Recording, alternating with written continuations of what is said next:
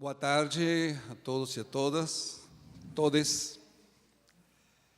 Queria começar por agradecer o convite, do organizadores e organizadoras do colóquio, pessoal da Region Lach, professor Efendi, professora Gianni, toda a equipe que fez possível estar aqui hoje para ter esta importante experiência, esta vivência, porque isso é importante também ressaltar, a questão da vivenciar os processos e esse encontro, a possibilidade de entrar em diálogo, dessa escuta afetada, porque aí a gente fica escutando as pesquisas, os percursos que a gente faz e vai chegando, Então, aí queria agradecer por essa possibilidade de estar aqui para compartilhar com vocês algumas preocupações e algumas ocupações que temos como sujeitos que estamos em territórios, que estamos com identidades, que estamos em confronto.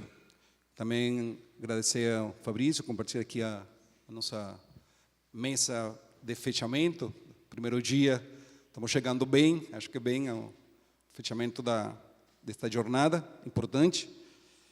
E aí queria também pegar uma dica aí do que tem sido falado o dia de hoje, em algumas das mesas anteriores, que é um espírito de luta, um espírito de resistência. Então, eu estou vendo da Venezuela, sou venezuelano, e estou vendo de um território em resistência. Estou vendo de um país que está bloqueado, que está sendo agredido sistematicamente por parte de um centro hegemônico mundial.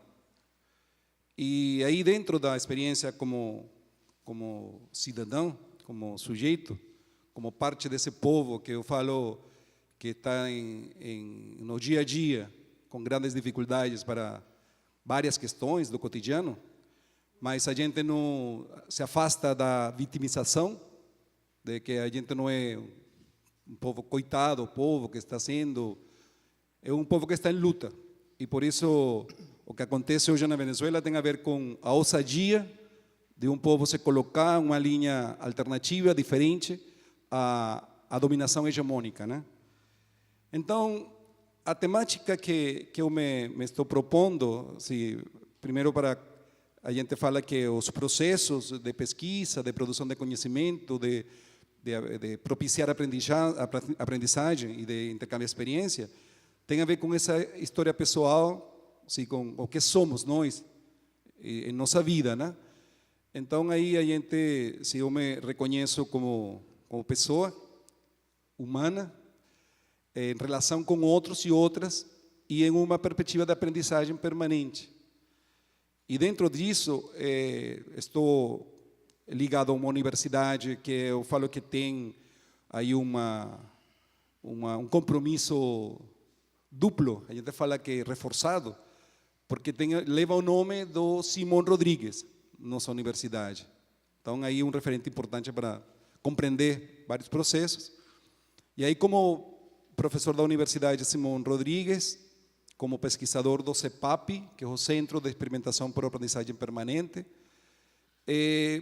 comecei a me preocupar com diferentes temas que hoje na Venezuela têm força, têm presença, várias questões, tem a ver com o tema cultural, tem a ver com o tema econômico, tem a ver com várias dimensões, e tem um fato acontecendo dentro desse processo que eu estaria o quadro, o contexto venezuelano, que não é próprio, singular da Venezuela, mas está tendo uma focalização midiática e importante, e de fato está acontecendo, que é a questão dos fluxos migratórios, que são processos que se dão na sociedade, que no caso da Venezuela chama a atenção, porque nos últimos 3 anos tem aumentado de maneira significativa esse fluxo migratório. Então, dá para se preocupar, para pensar, porque acontece esse processo, tem aí, então, uma aproximação. Eu estou, neste momento, tendo um período de licença de minha responsabilidade na universidade, né, como professor, e estou indo na caminhada de fazer um processo de pós-doutoramento. E a pesquisa que me estou propondo para essa caminhada tem a ver com a questão das migrações e a mídia, né? É um tema que é novo para mim. Eu tenho trabalhado a questão dos movimentos sociais, a educomunicação, outros processos aí ligados à educação em comunicação, mas a questão da mídia acontecendo, a gente se propõe, ou me sinto interpelado por essa realidade, e então acho que é interessante olhar para esse processo e entrar na aproximação de compreensão do que acontece com os referentes que já temos, né? Então, para esse processo, eu penso como abordagem de o que seria, né, um processo que está em andamento. Estou me aproximando. Eu cheguei aqui no Brasil há 2 meses e pouco. Cheguei precisamente em um ponto interessante que está perto da realidade das migrações, que é no estado de Roraima.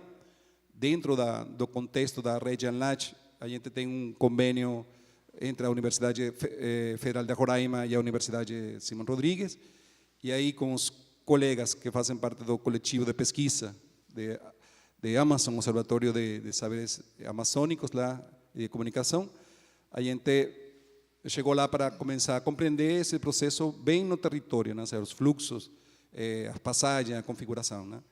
Então, desde esse momento para cá, tenho entrado em contato com pessoas que estão pesquisando, professores, professoras, com migrantes que estão lá nesse território e tentando compreender esses processos. E para isso, temos vários referentes, quando fazemos pesquisa, que nos orientam, né? Então, uma orientação geral é a questão de entender os processos em movimento. Assim, como é que eu vou estudar?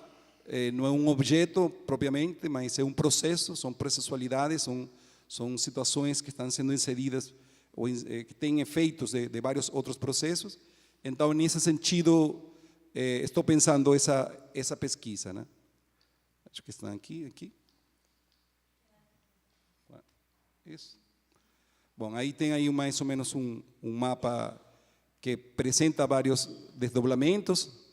Aí estamos falando de contexto, estamos falando de migrações, estamos falando de mediatização, estamos falando de desafios também, né, que se apresentam aí para esse tipo do que seria a problematização geral que eu estaria me apresentando.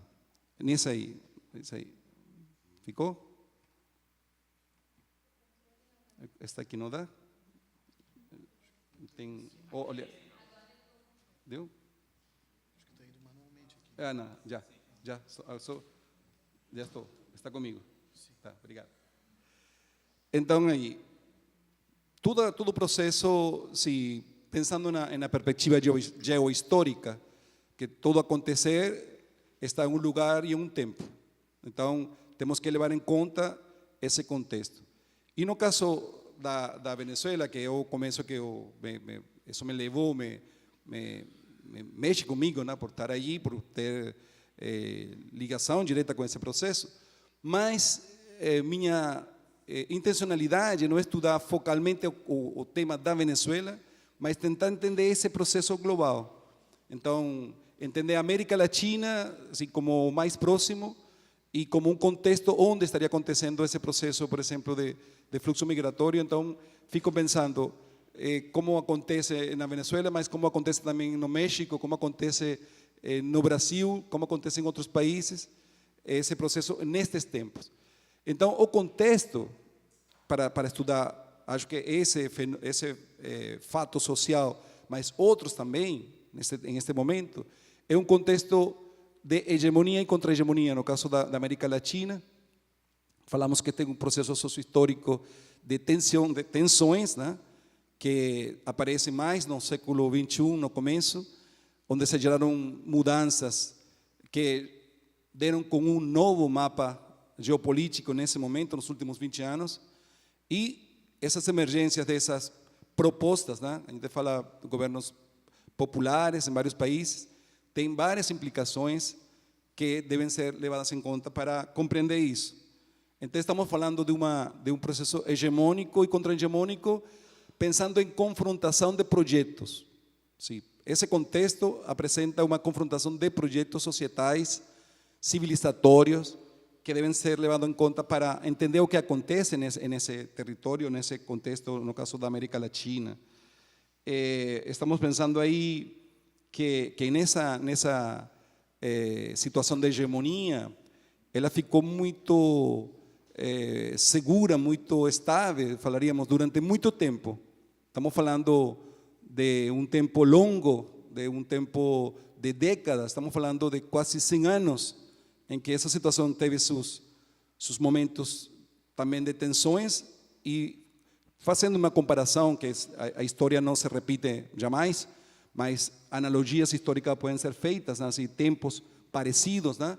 Temos uma situação de quebre, sim, de tensão muito grande na América Latina no ano 62, começo da década de 60, e que foi conhecida como a crise dos mísseis em Cuba, e que foi, sim, a força ou a presença da Guerra Fria, sim, naquela situação de disputa entre os blocos de poder, sim, entre seria o capitalismo e o bloco dos países socialistas na época. Hoje a gente acredita que estamos em um ponto parecido historicamente, e depois vamos ver em outras experiências, inclusive dentro de nossos países. A gente vê, por exemplo, um relançamento, falaríamos, de um discurso, por exemplo, anticomunista, assim, em termos da guerra própria da Guerra Fria. Então, assim, como é que aparece esse processo que vai, então, a fortalecer posições conservadoras, neoconservadoras, fascistoides, fascistas, de ultradireita, nos discursos, por exemplo. Sim, ante uma ameaça, que essa ameaça que é a possibilidade da mudança, Dentro desse contexto, diríamos, geopolítico, então, pegar a geopolítica para entender esse processo, dessa confrontação, temos algumas contribuições, por exemplo, de leituras feitas desses processos. Por exemplo, lembro a professora Ana Esther Cesenha, do México, que dentro do Observatório de Geopolítica da América Latina, ela vai falar que na construção hegemônica dos próprios Estados Unidos, como centro de poder, está a estratégia de dominação de espectro completo, que é a possibilidade de controle social, sim, que estaria pensando os Estados Unidos, o centro de poder, as corporações, para levar o controle do planeta, e dentro disso, estratégias de guerra não convencional, que vão àquela questão da sujeição criminal, que estava falando das fronteiras. No caso, é colocado em termos globais, e é a necessidade de disciplinar, sim, de colocar em ordem o que poderia estar saindo da ordem da dominação. Então, essa é a questão que acontece na América Latina nos últimos anos, onde algumas experiências, poderíamos falar, que colocaram a possibilidade de ir por um caminho diferente, então está sendo punido, está sendo cobrado. E no caso da Venezuela é uma questão bem clara essa confrontação. Então, para compreender esse processo, esse contexto, sim, nesse contexto de confronto, de confrontação, estamos pensando compreender a situação, o fato social falaríamos das migrações. Então, sendo um tema, a gente falaria, novo para a gente, então, o que é o que tem sido construído aí? Temos que ir, então, a pegar as referências teóricas, seriam as construções dentro do campo das ciências sociais e do campo específico das migrações, onde, a finais do século XIX, começa a se construir alguns referentes para compreender, se contemporaneamente, esse processo. Então, aí há alguns autores que começam a colocar a questão das migrações como uma focalização, falaríamos, de estudo, né? Então, esses elementos, aí há categorias, há elementos que temos que tomar em conta, pelo menos para nos confrontar com isso, para dialogar com isso, que é o que seria o migrante, o que seria o refugiado, o que seria o desplazado, o que seria os tipos de migrações, sim, que são por tempo, as migrações, por exemplo, que às vezes, em termos de construção midiática, por exemplo, dá espaço para certa manipulação ou certa orientação, que é o que se chama, por exemplo, as migrações pendulares. Se esse ir e venir nas fronteiras mais vivas, falaríamos, corriqueiro, é casual, é comum que as pessoas atravessem a fronteira, que vão e vêm, sim. Tem pessoas lá, comércio, família, vida, né? A gente vai e vem. Então, em alguma intencionalidade de construção midiática, você leva em conta só um sentido, né? Tem saído tantas pessoas, mas quantas voltaram, por exemplo? Isso fica por embaixo para criar. Então, essas teorias migratórias ou das migrações já colocam esses elementos aí e destacam que esses processos de deslocamento de população estão vinculados ao desenvolvimento do capitalismo nesse momento, né? Que seria a questão global, né?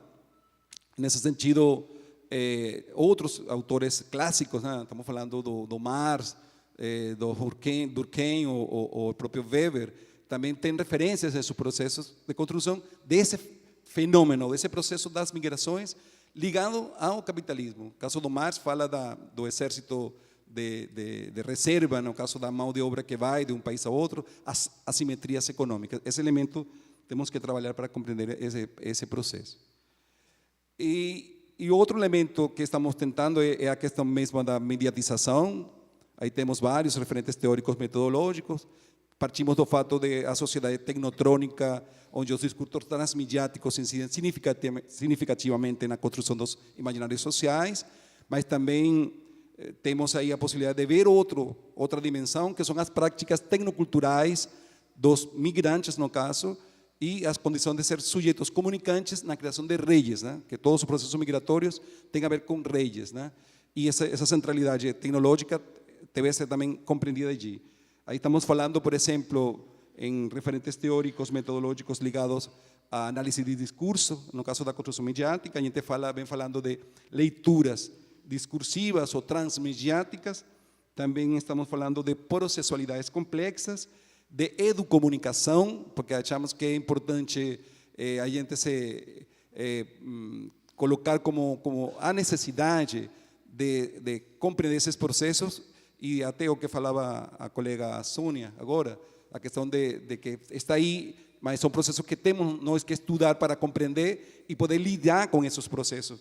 Então, a educomunicação, sim, é importante, a prática das redes também é importante, levar em conta para nós ver como é que essa experiência, aí tem uma aproximação ao empírico, seria a esses processos, a essas experiências, essas tragédias humanas que estão ligadas aos processos migratórios que acontecem em vários lugares.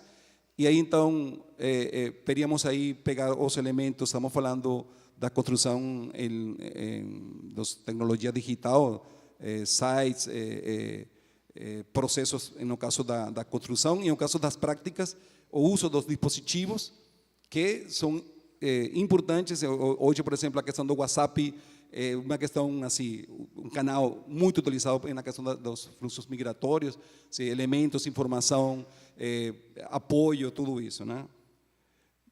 Avançamos um pouco mais, estamos aí chegando.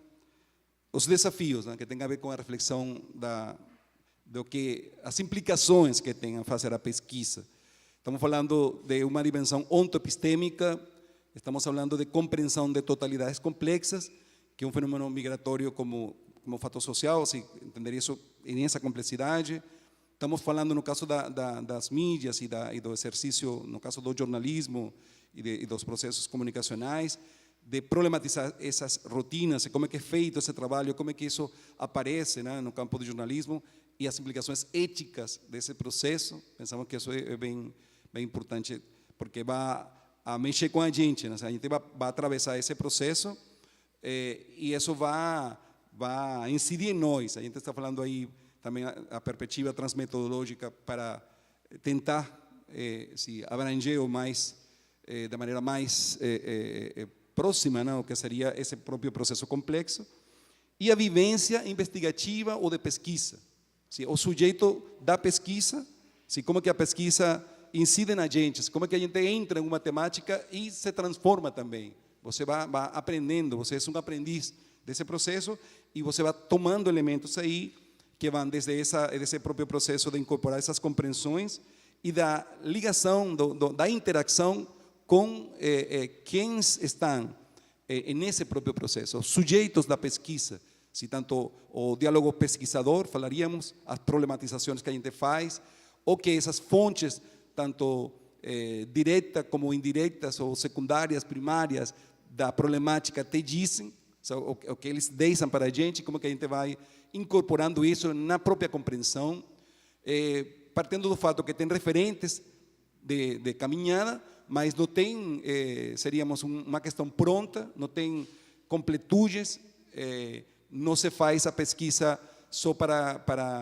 os tempos burocráticos da academia, dos editais que falava o Pedro, esses tempos que estão aí, mas é uma necessidade de compreender processos que são bem fortes, porque estão aí na sociedade, na contemporaneidade, para a gente compreender e então a partir daí poder propor processos transformadores que contribuam na questão, seríamos, do bem-estar dos sujeitos sociais, né? Então aí temos de novo a questão dos projetos confrontados aí, se um projeto de um modelo do capital, onde a cosificação, o lucro, se a imposição selvagem dessas condições são negadoras da vida. Então, e outro projeto, o projeto da vida. E aí, nesse projeto da vida, temos alguns referentes não coloniais, se a gente está falando agora da incorporação de processos próprios, né, da América, no caso da América Latina, de nossa América, da Via Yala, que dizem para nós nossos elementos epistêmicos, os lugares onde nós estamos tentando compreender esses processos, os lugares onde nós estamos tentando produzir conhecimento desses processos. Então, estamos falando também dessa escuta afetada, esse diálogo intersubjetivo que se dá no processo da pesquisa, estaria formando parte disso que estamos chamando dimensão ontoepistêmica. Já fechando um pouco, chegando ao final desta fala, quero trazer para cá lembrando Galeano, Eduardo Galeano, do Uruguai, que ele em algum momento, acho que eram dias, um dos livros dele, né, na passagem que ele teve por Caracas, e ele falava que quando a gente escreve, falando do rol do escritor, né, então diz, amar, quando se ama como se deve, tem consequências. Não dá para amar, falaríamos também, impunemente. O sea, se ama e amar tem consequências. Quando se escreve, também, quando se escreve como se deve escrever, falava o Galeano, tem consequências. Então eu falo, quando investigamos, quando pesquisamos como se deve, em termos de coerência epistêmica, tem consequências, implicações. E essas implicações têm a ver com que a gente sai de um outro jeito nesse processo. A gente vai aprendendo coisas. E outra fala, seria o Simón Rodríguez. Tenho que falar do Simón Rodríguez no sentido de essa interpelação que já no século XIX o Simón Rodríguez fazia para a sociedade da América, falaríamos hoje, América misturada, mestiça, América de negros, índios, que ele falava que temos que inventar para não errar, para não ser erráticos. Mas não é o ensaio e o erro, falaríamos do positivismo, não. Ele falava, temos que inventar, porque se a gente não inventa, vamos a errar, se engana a gente, vamos em um trajeto errático. Então, ou inventamos ou erramos, falava o maestro, porque se não inventamos, vamos a errar definitivamente. Então, aqui, fechando, aqui só aqui aqui fecho un epígrafe, só um segundo. Soy la fotografía de un desaparecido, la sangre dentro de tus venas, soy el pedazo de tierra que vale la pena, soy una canasta con frijoles, soy Maradona contra Inglaterra anotándole 2 goles, soy lo que sostiene mi bandera, la espina dorsal del planeta es mi cordillera, soy lo que me enseñó mi padre, el que no quiere a su patria no quiere a su madre, soy América Latina. Calle 13, gracias.